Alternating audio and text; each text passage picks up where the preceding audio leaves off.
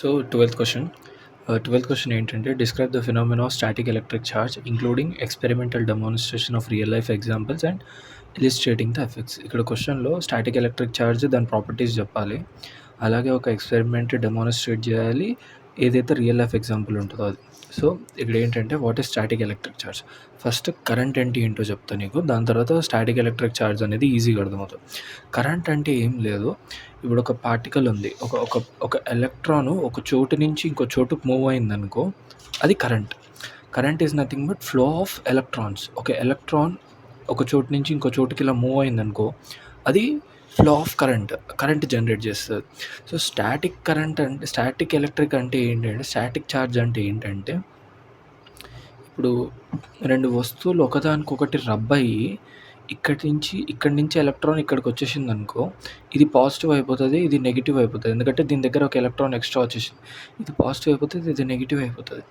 ఈ నెగిటివ్ అయిన దాని మీద ఎలక్ట్రాన్ ఛార్జ్ ఉంది చూడు, ఈ నెగిటివ్ అయిన దగ్గరికి మొత్తం ఎలక్ట్రాన్స్ వచ్చేసినాయి కదా, దీన్ని స్టాటిక్ ఎలక్ట్రిక్ అంటారు. అంటే అది ఒక చోట ఆగింది అక్కడ ఎలక్ట్రాన్ వెళ్ళి. Okay, static electric is a phenomena in which electric charge accumulates and remains stationary on a object. ఒక ఒక ఒక ఎలక్ట్రాన్ ఒక ఆబ్జెక్ట్ మీదకి వెళ్ళి అక్కడ ఆగిపోయిందనుకో, దాన్ని స్టాటిక్ ఎలక్ట్రిక్ అంటారు. అన్లైక్ కరెంట్లో ఫ్లో ఉంటుంది, అంటే ఇట్లా మూవ్ అవుతుంది కరెంట్, ఒక దగ్గర నుంచి ఒక దగ్గరికి ఎలక్ట్రాన్ మూవ్ అవుతుంది. కానీ ఇక్కడ అలా కాదు, ఒక దగ్గరికి వెళ్ళి ఆగిపోయింది. It is commonly produced by friction అంటే రెండు వస్తువులు ఒకదానికొకటి రబ్ అయితే ఇలాంటి ఫినామినా వస్తుంది, ఇలా జరుగుతుంది. అయితే ఇక్కడ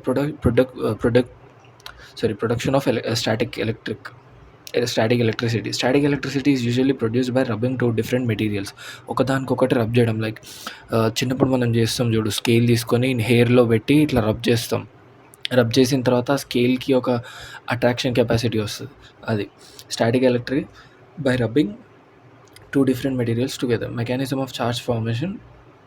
When two materials are rubbed together, friction causes electrons to move from one another. ఇప్పుడు స్కేల్ మన హెయిర్కి రబ్ అయినప్పుడు స్కేల్కి ఏమవుతుందంటే, ఈ రెండింటి మధ్యలో ఉన్న ఫ్రిక్షన్ వల్ల మన హెయిర్ నుంచి ఎలక్ట్రాన్స్ స్కేల్ మీదకి వచ్చేస్తాయి. ఓకే, స్కేల్ మీదకి వచ్చేస్తాయి. The materials causes electrons to move from one material to another material. The material that loses the electrons positive charge అయిపోతుంది. The materials that gain the electrons negative charge అయిపోతుంది. ఇప్పుడు scale hair మీద rub అయినప్పుడు for example అనుకుందాం, scale నుంచి electrons hair లోపలికి వెళ్ళాలి, hair నుంచి ఎలక్ట్రాన్స్ స్కేల్ లోపలికి వస్తున్నాయి. అప్పుడు స్కేల్ నెగిటివ్ ఛార్జ్ తీసేసుకుంటుంది, హెయిర్ పాజిటివ్ ఛార్జ్ అయిపోతుంది, ఎందుకంటే ఇక్కడి నుంచి ఇక్కడికి ఎలక్ట్రాన్స్ వచ్చేస్తున్నాయి కాబట్టి. Okay, this process is known as electron transfer due to friction. Okay, friction వల్ల జరుగుతుంది ఇదంతా. డిస్ట్రిబ్యూషన్ ఆఫ్ స్టాటిక్ ఛార్జ్ ఎలా అంటే, ఇప్పుడు ఒక సర్కిల్ ఉంది, ఒక సర్కిల్లో మొత్తం స్టాటిక్ ఛార్జ్ ఈవెన్గా స్ప్రెడ్ అయ్యి ఉందనుకో, ఈవెన్ డిస్ట్రిబ్యూషన్ అంటారు. అదే ఒక చోట ఎక్కువ ఒక చోట తక్కువ ఉందనుకో, దాన్ని కాన్సన్ట్రేషన్ అట్ ఎ పాయింట్ అంటారు. On smooth regular surface the electric charge spread యూనిఫామ్గా అన్ని చోట్ల ఒకేలా ఉంది. ఒక object that are sharp edge or pointed surface accumulates those points. ఒక పాయింట్ దగ్గర ఛార్జ్ మొత్తం అక్యుములేట్ అవుతే దాన్ని కాన్సన్ట్రేషన్ పాయింట్ అంటారు. ఓకే, ఎక్స్పెరిమెంటల్ డెమాన్స్ట్రేషన్స్ అంటే క్వశ్చన్లో అడిగిన పాయింట్ ఏంటంటే, ఒక గ్లాస్ రాడ్ తీసుకొని దానికి ఒక వులెన్ క్లాత్ కానీ ఫెలెనల్ క్లాత్ కానీ తీసుకొని రబ్ చేసావనుకో, క్లాత్ని చాలా గట్టిగా, చాలా ఫాస్ట్గా రబ్ చేయాలి. రబ్ చేసినప్పుడు ఆ గ్లాస్ రాడ్ అనేది ఏమవుతుందంటే, observation, after rubbing both objects electrically get charge. ఎలా? The glass rod become negatively charge. Glass rod మీదకి ఎలక్ట్రాన్స్ వచ్చేస్తాయి. లైక్ ఈ గ్లాస్ రాడ్ ఉంది, ఈ గ్లాస్ రాడ్ని నేను క్లాత్తో రబ్ చేశాను అనుకో, ఈ గ్లాస్ రాడ్ మీదకి ఎలక్ట్రాన్స్ వచ్చేసాయి. ఈ పాజిటివ్ నుంచి ఈ ఎలక్ట్రాన్స్ ఇక్కడికి వచ్చేసి ఇది మొత్తం నెగిటివ్ ఛార్జ్ అయిపోతుంది, ఇది మొత్తం పాజిటివ్ ఛార్జ్ అయిపోతుంది. ఫెనైల్స్ బికమ్ పాజిటివ్ ఛార్జ్, అంటే cloth becomes positive charge, glass rod become negatively charge. Explanation ఏం లేదు, ఎలక్ట్రాన్స్ క్లాత్ నుంచి గ్లాస్ రాడ్కి మూవ్ అయ్యాయి. During rubbing electrons move from the phenyl cloth to the glass rod gains and become negatively charge and the cloth loses electrons and become positively charge. Okay, real example of static ఏంటంటే spark formation అంటే ఎప్పుడు అంటే, దీనికి నేను best example చెప్తాను.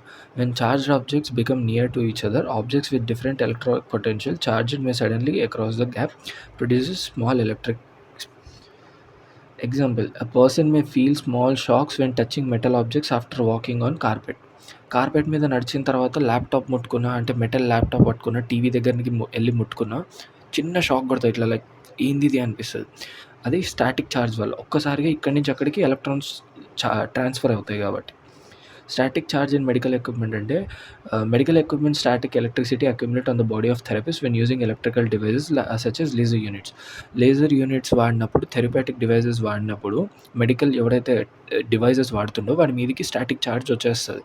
ఈ static ఛార్జ్‌ని రాకుండా ఆపాలి అంటే, ఈ స్టాటిక్ ఛార్జ్ మన బాడీ మీదకి రాకుండా ఆపాలి అంటే ఇన్సులేషన్ నాన్ ఇన్సులేటింగ్ ఫుట్‌వేర్స్ వేసుకోవాలి. లైక్ ఏంటంటే, మనం కాళ్ళ కింద రబ్బర్ చెప్పులు కాకుండా నార్మల్ చెప్పులు వేసుకున్నామనుకో, మన బాడీ మీదకి వచ్చిన ఎలక్ట్రాన్స్ యాజ్ యూజువల్‌గా కిందికెళ్ళి భూమి మీదకి వెళ్ళిపోతాయి. ఓకే. ఇలా ఫర్ ఎగ్జాంపుల్ అనుకో, ఇలా ఉన్నాం. మనం వైర్ ముట్టుకోగా ఇక్కడికి ఎలక్ట్రాన్స్ ట్రాన్స్‌ఫర్ అయినాయి. మనం ఇక్కడి నుంచి స్ట్రెయిట్ ఫార్వర్డ్ ఇట్లా కాళ్ళకి రబ్బర్ చెప్పులు లేవనుకో, రబ్బర్ ఉంటే ఆపేస్తాయి. కరెంట్‌ని ట్రాన్స్‌ఫర్ గానియ్యయి.